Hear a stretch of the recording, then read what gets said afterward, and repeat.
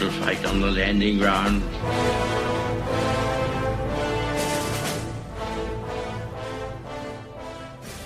Thank you for joining us. You are listening to A Radio, and this is The Morning Moment. Please click on the follow button on Spreaker.com. This piece is on a person I will continue to cover until he is exposed for what he is, a communist, bound and determined to destroy his country. But this piece is not even current. It is in fact from 2015. But this piece, which is from the Daily Telegraph, shows how completely incompetent he would be as a leader of a democratic country that believes, I thought, in all forms of freedom, one of which is the right for its citizens to go about their daily lives without the fear of being attacked by homegrown terrorists. Clearly, just as Obama did in the past and Trudeau currently believes in the rights of terrorists over its citizens, this person would enact the same policy. Don't make the same mistake that the US did and Canada has supposedly already done, assuming the election in Canada was valid. I have my doubts. Here's the piece.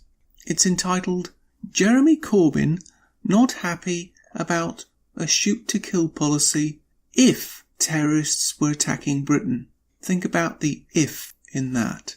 Labour leader says policy is quite dangerous and counterproductive, warning it could lead to war on the streets.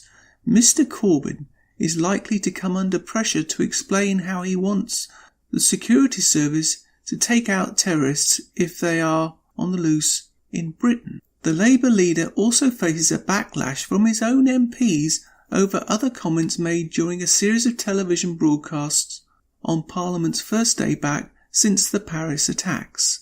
Mr Corbyn said he would not give his MPs a free vote on Syrian airstrikes, meaning they will likely be whipped into a vote against the measure if it comes before the House of Commons.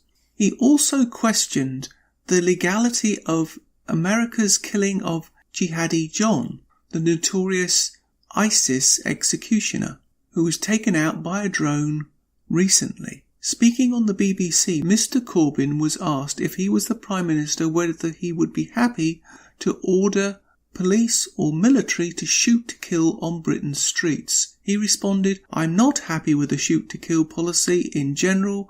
I think it's quite dangerous and I think can often be counterproductive. This guy wants to be the Prime Minister of the UK. He is beyond dangerous. There are so many Islamic groups that the MI5 are watching.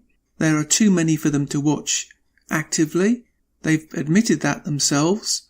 And this guy wants to stop a shoot-to-kill policy. They have no time. These people are out to kill its citizens. And they're not really British citizens at all. They're terrorists and should be treated as such. And as far as Canada is concerned, our Prime Minister is more concerned about the rights of terrorists than he is of the citizens of the country, just as Obama was, who was actively trying to shut down Guantanamo Bay. Makes you think, doesn't it? Who's really on the side of the citizens? Because these politicians are not. Your thoughts? You can find more at aradio.wordpress.com, where you can find links to us on Twitter, Facebook, Instagram, iTunes, iHeartRadio, Gab and email. We are continuing to reach out to you, so please pass on the links. Please click on the follow button on Spreaker.com.